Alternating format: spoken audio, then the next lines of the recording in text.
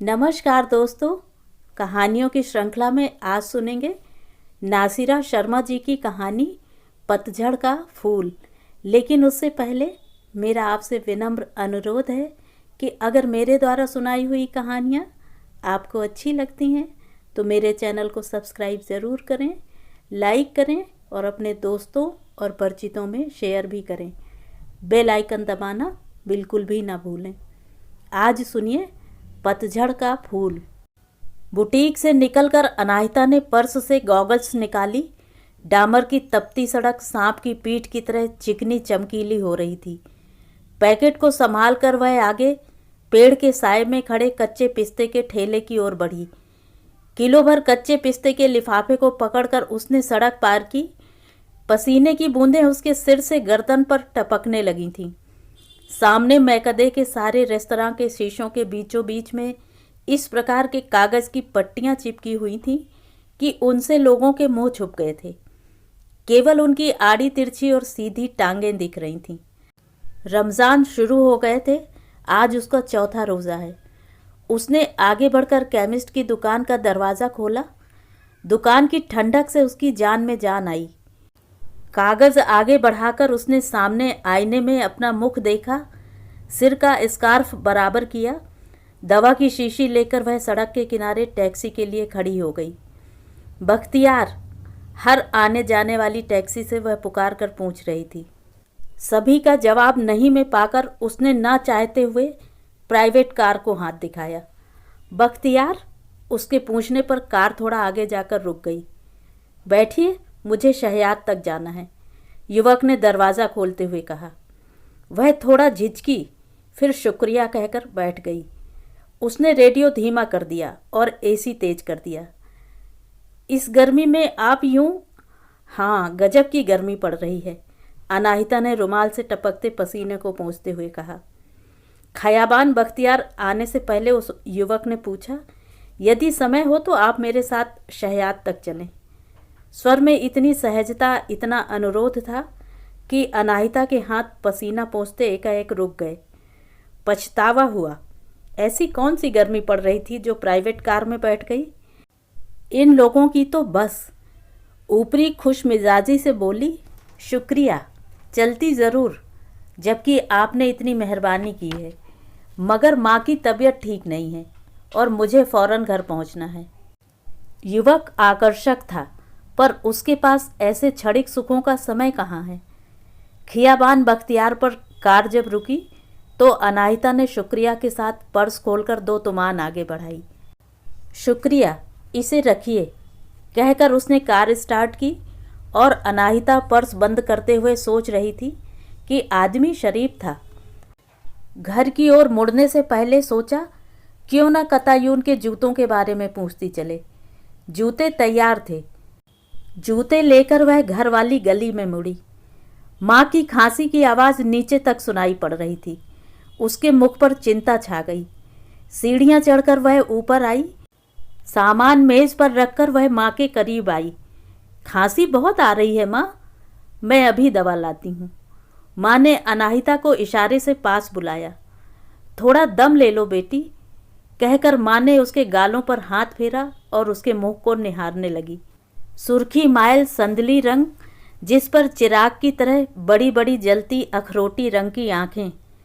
माँ को अपनी तरफ यूं देखते देखकर अनाहिता ने दुख से पूछा, बहुत तकलीफ़ हो रही है माँ। नहीं बेटी, मैं तुम्हारी तकलीफ़ देख रही हूँ। मैं अभी आई, कहकर अनाहिता किचन में गई। माँ के लिए दवा और गिलास में पानी लेकर लौटी। दवा पिलाकर बोली, माँ मैं नमाज पढ़ लूँ। अभी अनाहिता नमाज पढ़ ही रही थी कि कतायून अंदर आई। हाथों में पकड़े बैग को रखकर माँ के पास आई। कैसी तबीयत है माँ? बाथरूम तो नहीं जाना है? पानी लाऊं? बेटी तुम पहले हाथ मुंह धो लो, फिर मैं बाथरूम जाऊंगी।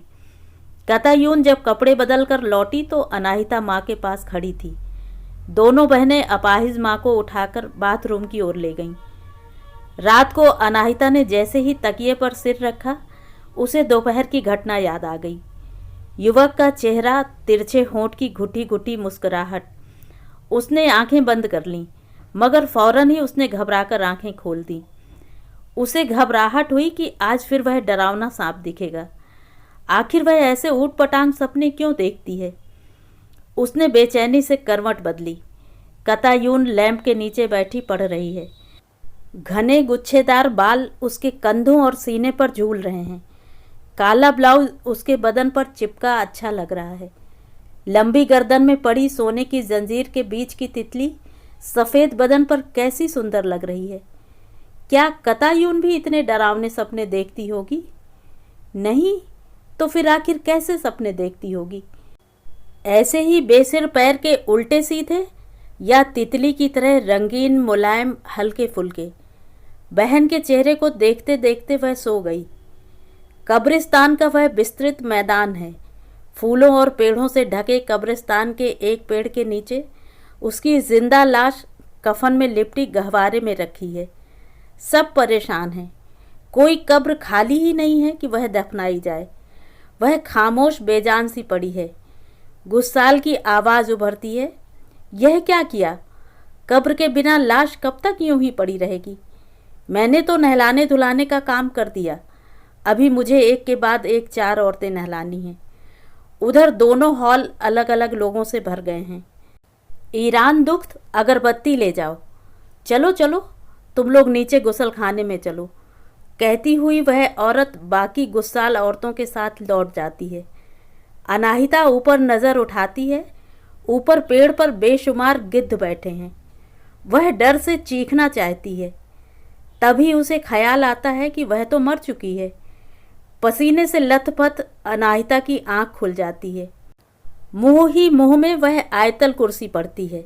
मन को शांति मिलती है। कतायून बिना लैंप बुझाए वहीं गुड़मुड़ सी हो गई है। अनाहिता ने घड़ी देखी, 3 बज रहे हैं। अब सोने से फ़ायदा क्या है? लैंप बुझाकर किचन में गई। दोपहर के खाने के इंतजाम में लग गई। फिर सहरी के लिए कतायून को जगाया। दोनों ने सहरी खाई। माँ के जगाने का सवाल ही नहीं था। नींद की गोली खाकर सोती हैं तो सुबह 7 बजे उठती हैं। कतायून ने नमाज पढ़ी और सीधे किचन के सिंक में कपड़े धोने बैठ गई। अनाहिता ने घर की सफाई की और नमाज की चादर सर पर डालकर रोटी और दूध लेने बाहर निकली। आज अनाहिता को लोग देखने आ रहे हैं। कतायून ने घर को सजा संवार दिया है और उनके चाय के इंतज़ाम में लगी हुई है।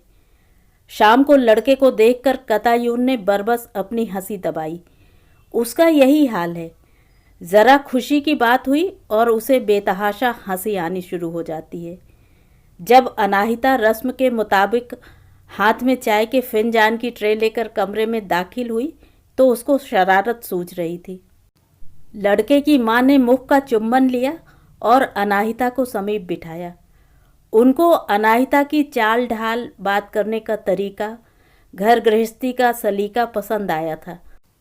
पर बाप को रिश्ता पसंद न आया था, जिसकी खबर हफ्ते भर बाद मिल गई थी। कारण दोनों उम्र में बराबर थे, जो उनके विचार से लड़के के लिए ठीक न था। घर में गुस्से की लहर फैल गई। माँ का गुस्सा अपनी दोस्त गुलबाजी पर अधिक था। अनाहिता माँ को कैसे समझाए कि वह शादी के बिना भी रह सकती है, पर उल्टे सीधे किसी युवक के साथ उसका गुजारा नहीं हो सकता। जीवन साथी का एक चित्र उसके मस्तिष्क में है। कभी जिंदगी में वैसा मिल गया तो वह विवाह कर लेगी, पर इतनी अक्ल आने के बाद वह अपने को हार तो नहीं सकती है। उसके लिए उसकी शादी होना इतनी बड़ी समस्या नहीं है जितना अपनी पसंद का साथी मिलना। इन हल्के फुल्के रिश्तों के टूटने से वह दुखी नहीं होती है, बल्कि खुदा का शुक्र करती है कि पहले से ही उनकी गहराई मालूम हो गई। आज दफ्तर से लौटते हुए उसके पैर बरबस शहयाद की ओर उठ गए। 8000 संगमरमर की सिलों से बनी यह इमारत ईरान का दरवाज़ा है। कैसा पाक, कैसा पवित्र, कितना सुंदर लग रहा है।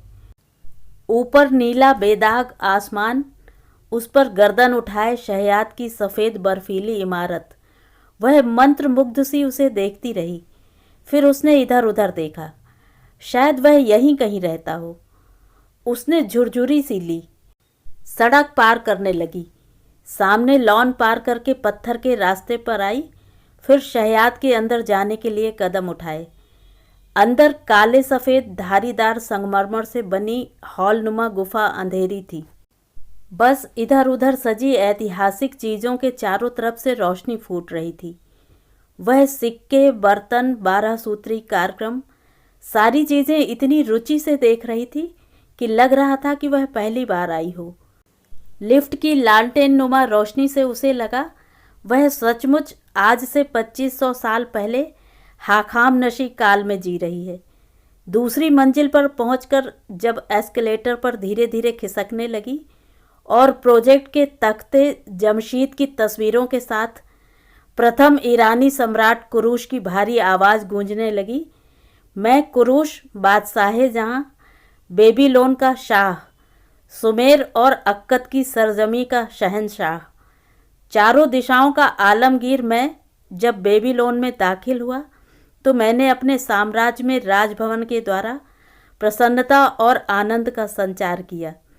महान ईश्वर मर्दुक ने अपने महान हृदय के साथ बेबीलोन पर मेरे आगमन का स्वागत किया। मैं रोज़ उसकी पूजा करता हूँ। सब कुछ उस अंधेरे चलते जीने में ऐसा लग रहा था जैसे वह सचमुच आपादाना राजभवन में हो। इस तरह से 7 कमरों में घूमती ऐतिहासिक शहरों को देख रही थी। शिराज के लोकगीत पर 100 गज घेरे वाले शलीते के बीच बंधी लचकती कमरें, इस्फान की मस्जिदें, शाह में होती अजान, सिजदे में गिरे लोग, डूबते सूरज में सोना उगलते खेत, तेल के कुओं से उगलती लपटें, कारखानों में चलती मशीनें, फौजी दस्ते, स्कूल में खेलते पढ़ते बच्चे जादू की तरह गुजर गए और एस्केलेटर ने उसे लिफ्ट के समीप पहुंचा दिया। ऊपर पहुंची, चांद से लाई मिट्टी को देखा, फिर दीवार में बने झरोखों से नीले आसमान को देखा, फिर सबसे ऊपर खुली छत पर आ गई। इतनी ऊंचाई से शहर देखना उसे किसी बच्चे की तरह पुलकित कर रहा था। मेहराबाद हवाई अड्डे पर खड़े जहाज़, दूसरी तरफ नए रोपे जंगल के छोटे छोटे पेड़, एकदम सामने चिनार की लाल पीली पत्तियों से ढकी सड़क पर रेंगती कारों की भीड़। एकदम से उसकी नज़र ठहर गई। नीचे फव्वारों के लंबे हौज के साथ 2 लड़के लड़की हाथ में हाथ डाले खड़े थे। यह कतायून तो नहीं है? सुबह उसने भी तो बादामी ब्लाउज और काली स्कर्ट पहनी थी। बाल उसी तरह हैं। जैसे ही वह लड़की मुड़ी, इतनी ऊंचाई से भी वह कतायून को पहचान गई। पर यह साथ में कौन है? वह नीचे उतर आई। घर पहुंचकर उसने वहीं कमरे में माँ के पास बैठकर खरबूजा काटना शुरू कर दिया था। अभी तक कतायून नहीं आई। आ जाएगी, तुम खरबूजा खाओ। दोनों माँ बेटी खरबूजा खाती हुई बातें कर रही थीं। तभी दरवाज़ा खुला और कतायून अंदर आई। कमरे में झांका, फिर लौट गई। उसकी इस हरकत पर माँ बोली, बच्ची ही रहेगी यह शैतान। तब ही वह एक युवक के साथ आई। माँ, यह फिरोज़ है, मेरे साथ पढ़ता है। यह माँ है। यह अनाहिता, मेरी बड़ी बहन। लड़के ने सलाम किया, हाथ मिलाकर वहीं रखी कुर्सी पर बैठ गया। अनाहिता की एकदम से कुछ समझ में नहीं आया। उसने खरबूजे की प्लेट और नैपकिन फिरोज़ के आगे बढ़ाया और कमरे से बाहर निकल आई। जब चाय लेकर कमरे में दाखिल हुई तो माँ और फिरोज़ बातों में मग्न थे। कतायून का कहीं पता न था। शायद डर रही है, सोचकर अनाहिता ने चाय बनानी शुरू कर दी। फिरोज़ के जाने के बाद दोनों बहनें किचन में चली गईं और फातिमा खानम सोच में डूब गईं। यह कोई उम्र है शादी की? अपना तो होश है नहीं।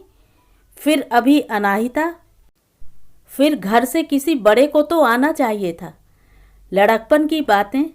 कतायून माँ बहन से फिरोज़ को मिलाकर स्वतंत्र हो गई थी, जैसे उसने अपना फ़र्ज निभा दिया हो। आगे माँ और अनाहिता अपनी जिम्मेदारी जाने। परीक्षा पास है, पर रोज़ घूम फिर कर दोनों 9-10 बजे तक लौटते हैं। बदनामी के डर से माँ ने कई बार कतायून से कहा, तुम जल्दी लौटा करो। इतनी रात को तुम घंटी बजाकर तो अंदर आ जाती हो, फिर कितने चेहरे बाहर निकलते होंगे। कतायून उस समय ध्यान से सुनती, मगर फिर अपने में खो जाती। कहाँ तक टोकें? फातिमा खानम अपने अपाहिज बदन को देखकर आह खींचती हैं। अनाहिता बहन को समझ रही थी। उसे महसूस होता है कि अच्छा है कतायून शादी कर ले, यही उम्र होती है। फिर समझ आ जाने के बाद अपने व्यक्तित्व को तोड़ना, मोड़ना या झुकाना बड़ा कठिन हो जाता है। छोटी छोटी बातें एक विशेष उम्र के बाद खुशी भी तो नहीं देती हैं। पर माँ का विचार इससे अलग था। वे सोचती, अभी कुल 18 साल की कतायून है, उन्हें अपनी ज़िंदगी याद आ जाती। 16 वर्ष में विवाह हुआ, 32 वर्ष में विधवा हो गई। उन्हें सदा लगता हर चीज़ ने उनसे गलत उम्र में दगा की है। अब जब सुख भोगने के दिन आए तो उससे पहले ही वह जिंदा मर गई हैं। बाकी उम्र तो इसी बिस्तर और लड़कियों की बैसाखी के सहारे गुजारनी है। पैसे से हाथ तंग नहीं रहा, क्योंकि लड़कियों के पिता बैंक की नौकरी में थे। उस समय अचानक उनकी मौत हुई जब बैंक को उन्होंने बहुत फ़ायदा कराया था। सो जितनी तनख्वाह उनकी थी उससे अधिक पेंशन मिल रही थी। पर कहीं मर्द की कमी को पैसे ने भरा है? इस घर में 3 औरतें हैं, तीनों अलग अलग उम्र और विचार की, पर एक दूसरे पर निर्भर, एक दूसरे के लिए सांस लेने के लिए हमेशा तैयार। बहुत सोचकर अनाहिता ने माँ से कतायून के विवाह के बारे में कहा कि बेहतर यही है कि कतायून का विवाह कर दिया जाए। परीक्षा के बाद दोनों से बात कर ली जाए। फातिमा खानम ने बहुत देर बाद हाँ कर दी। परीक्षा के बाद फिरोज़ को एक सूट बनाने वाली फर्म में नौकरी मिल गई। माँ बेटी ने संतोष की सांस ली और विवाह की तैयारियों में लग गईं। सबसे अच्छी दुकान मुजफ्फरियान से अंगूठी ली गई। सीमा टेलरिंग से शादी का लिबास सिलवाया गया। खाना ए आराइश से घर और दुल्हन की सजावट के लिए समय ले लिया गया, ताकि शादी से पहले चेहरे और हाथों की थ्रेडिंग में परेशानी न हो। बरसों से होती आई कुंवारेपन को अलविदा कहने वाली यह रस्म अभी समाप्त नहीं हुई है। विवाह से पहले फातिमा खानम को ज़रा भी पसंद नहीं है कि लड़कियां चेहरे का एक भी बाल तोड़ें। सो दोनों बहनों अनाहिता व कतायून के होठों पर बालों का हल्का सा गुबार है और भौहें घनी घनी हैं। बहरहाल किसी भी चीज़ में माँ बेटी कमी नहीं कर रही थी। केक का ऑर्डर अपनी पसंद से कतायून ने दिया था। क्षमादान, आईना, कपड़े और खाने का इंतज़ाम सब कुछ कतायून की रुचि से ही हो रहा था। शादी के बाद घर सूना हो गया। बहन की शादी ने अनाहिता के मन में कई प्रकार की भावनाओं को उभारा था। अब रात को वह ख्यालों में जाने कहाँ कहाँ उन ख्वाबों की ख्याली छवि के साथ घूमती। कभी कभी जब वह डरावना सपना देखती होती तो उसका अंत अब दूसरा होता था। लगता था सारे पेड़ पर बैठे गिद्ध और पेड़ शहयाद की इमारत में बदल गए हैं और वह सफ़ेद कफन पहने शहयाद के ऊपर खड़ी है। तभी दूर पर उस युवक का घर दिख जाता है। वह वहीं से हवा में तैरती हुई उसके पास पहुंच जाती है। उसकी मंद घुटी घुटी मुस्कुराहट हंसी में बदल जाती है और वह आगे बढ़कर अनाहिता का कफन उतारता हुआ उसे कपूरी महक से मुक्त करता है। अनाहिता लज्जा से सिमटकर उसके सीने पर सिर रख देती है। अब अनाहिता को सपने से डर न लगता, बल्कि वह केवल इसी सपने के इंतजार में आंखें बंद करती और बड़ी उम्मीद से सोती। पर दिन की रोशनी में वह कहीं भी दोबारा नहीं दिखा। अब अक्सर वह प्राइवेट कार को रोकती कि शायद कभी अचानक वह दोबारा आकर मिल जाए, पर कहीं बहती लहर भी दोबारा पहली जगह लौटी है। कतायून की शादी को वर्ष भर ही हुआ है, पर इस बीच 3-4 बार ऐसी घमासान लड़ाई उनके बीच हुई है कि हमेशा शादी टूटने की हद तक पहुंचकर पहली जगह लौट आती और माँ बहन का दिल हलक में अटक अटक जाता है। अनाहिता दोनों को समझ नहीं सकी है। एक दूसरे पर दोनों मरते हैं। फिरोज़ के लिए कतायून के अलावा कोई नहीं, पर लड़ते समय दोनों कुत्ते बिल्ली की तरह एक दूसरे को नोचते हैं कि उन्हें रोकना मुश्किल हो जाता है। शायद इसका कारण कम आय और अधिक व्यय, या फिर दोनों का कम उम्र होना है। माँ को कतायून को समझाना पड़ता है। शादी से पहले घर का वातावरण जितना शांतिपूर्ण था, कतायून के विवाह के बाद उतना ही हंगामे वाला हो गया था। उस पर से कतायून माँ बनने वाली थी। अनाहिता की समझ में न आता कि फिरोज और कतायून क्यों नहीं घर में घर की तरह रहते हैं। ऊपर से एक गिनती और बढ़ रही है। शादी और इश्क का यदि यही परिणाम होता है तो मैं कुंवारी ही भली हूँ। कभी कभी वह दोनों के जोशीले संवादों को सुनकर कानों पर हाथ रखकर सोचती। बच्चे की पैदाइश में माँ की ओर से तोहफा लेकर वह कतायून के ससुराल गई। पहला बच्चा था, फिरोज के घर हुआ। दादा दादी ने जी खोलकर खर्च किया था। ढेरों मेहमानों से मिली, परिचित हुई, समय अच्छा गुजरा। घर तक कार में फिरोज के पापा छोड़ने आए। कुछ दिन बाद जब वह एक दिन दफ्तर से वापस लौटी तो देखा माँ के पास फिरोज के चाचा बैठे हैं। वह नाश्ते के इंतज़ाम में लग गई। वह उनसे मिल चुकी थी उस दिन फंक्शन में, पर माँ ने उनके बारे में बाद में बताया कि 2 बच्चे हैं, पत्नी को तलाक दे दिया है। निभी नहीं, रोज के झगड़े से तंग आकर अलग रहना उचित लगा। बच्चे अमेरिका में पढ़ रहे हैं, दूसरा विवाह करना चाहते हैं। इतना कहकर माँ चुप हो गई। अनाहिता कुछ नहीं बोली। खालिस घरेलू बातें हैं, क्या कहे। वहीं बैठकर स्कर्ट में जिप लगाने लगी।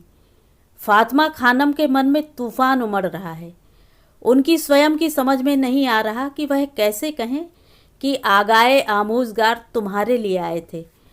उन्होंने अनाहिता के चेहरे की ओर गौर से देखा। इस माह में पूरे 32 साल की हो जाएगी। खुद तो कुछ करती धरती नहीं है और मैं भी क्या करूं? उन्होंने आह भरकर सोचा। कई दिन गुजर गए। आखिर एक दिन हिम्मत करके फातिमा खानम ने बेटी से पूछ ही लिया, आगाए आमोजगार कैसे लगे तुमको? कुछ बात वगैरह हुई थी उस दिन? क्यों, ठीक ठाक हैं। क्या हुआ? उस रोज़ तुम्हारे लिए घर आए थे। मैंने कुछ जवाब न दिया। अनाहिता को लगा ऊपर दामावंद की बर्फ़ से फिसलकर नीचे आबे गर्म के जलते पानी में गिर गई है। तड़प कर माँ का चेहरा देखा। फातिमा खानम ने दुखी होकर सर झुका लिया। तेरी मर्जी पर है, चूँकि वे कल जवाब लेने आने वाले हैं सो कहना पड़ा। कहकर फातिमा खानम ने अपनी भावनाओं पर काबू पाने के बहाने सिरहाने रखा कुरान शरीफ उठा लिया। अनाहिता के कुंवारे मन को बड़ी ठेस लगी थी। थोड़ी देर बैठी रही, फिर सामान समेटकर अपने कमरे में गई। आईने के सामने खड़े होकर अपना चेहरा, सीना, कमर और पिंडलियां देखने लगी। क्या मैं इतनी बड़ी लगने लगी हूँ कि एक अधेड़ उम्र का आदमी, वह भी 2 बच्चों का बाप? चारों तरफ घूमी, लगा कहीं से भी तो थकी मुरझाई नहीं लगती हूँ। फिर भी प्रश्न शरीर पर पड़े फफोलों सा चोट कर रहा था। सामने रखी अपनी चंद साल पहले की तस्वीर देखी।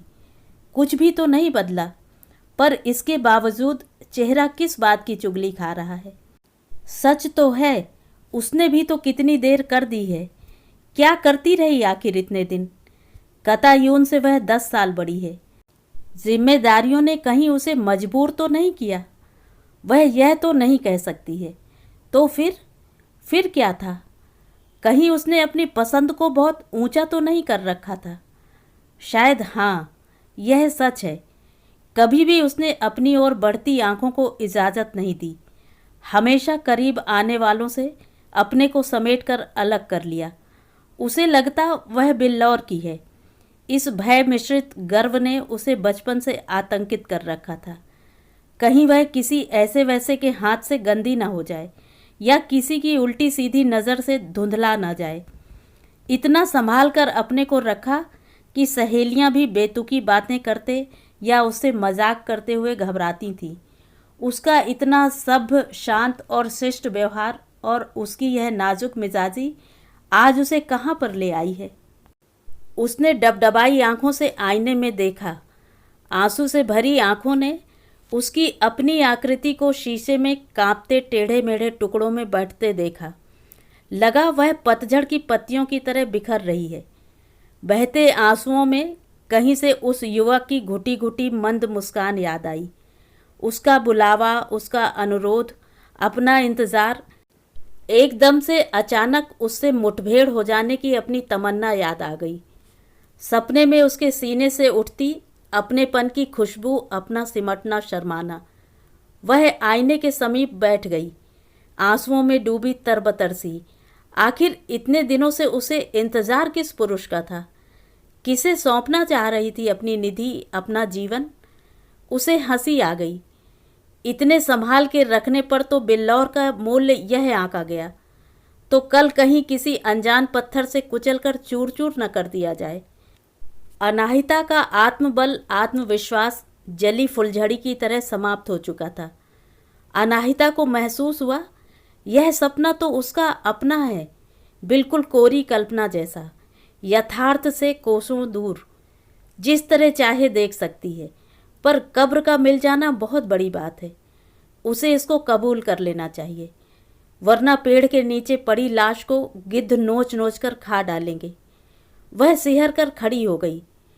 उसे लगा वह नंगा पेड़ उस पर बैठे नरभक्षी शहयाद की सफ़ेद संगमरमर की इमारत में बदल गए हैं, और उसकी आत्मा शहयाद की छत से उड़कर उसके समीप पहुंच गई है, जहां वह धीरे धीरे उसका कफन उसके तन से अलग कर रहा है, उसे काफरी महक की घुटन से निजात दे रहा है। अनाहिता ने अपने को संभाला, स्विच ऑफ किया, बड़ी मुश्किल से अपने को खींचकर बिस्तर पर लाई, तकिए पर सर रखकर आंखें बंद कर लीं। आंखों के किनारे जल रहे थे, लग रहा था अंगारे भर गए हैं। उस दिन का वह दृश्य जो शहयाद के ऊपर से देखा था, कौंध गया। दूर सड़क के किनारे लगे चिनार के दरख्तों के पत्ते झड़ रहे हैं, उड़ रहे हैं। चरमर चरमर की आवाज़ वातावरण में गूंज रही है, और उसी सुर्ख पीले मुरझाए सूखे पत्तों से निकलती लपटों के बीच एक फूल खिला दिखा। वह कफन में लिपटी चिनार के पेड़ों की तरफ उड़ती है, फूल हाथों में लेकर सूंघती है। वही मंद घुटी घुटी मुस्कान जैसी जानी पहचानी महक। क्या नाम है इसका? पतझड़ का फूल। तो ये थी कहानी। कहानी आपको कैसी लगी? कमेंट करके ज़रूर बताएं।